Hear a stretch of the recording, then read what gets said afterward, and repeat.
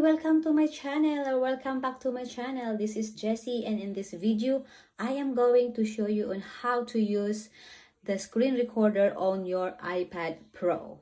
First we're gonna go to first you're gonna do is go to the setting. This is the setting, and then scroll from up to bottom, scroll down here in the center, and then choose this customize control, and then you see the screen recording. So I'm gonna delete my screen recording right now, and I'm going to find the screen recording.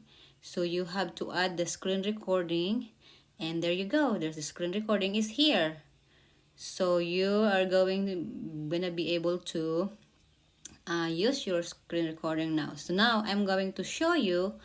You have to slide from here on top, the side, the right side, and you have just to slide it down.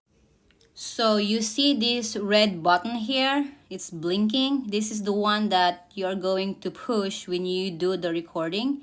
And if you want to stop the screen recording, you just have to push it again, and it will save into your photos. Thanks for watching. I hope this video will help you, and see you on my next video. If you haven't subscribed to my channel, please subscribe and hit the bell button for my next notification video. Thanks for watching, guys. Bye.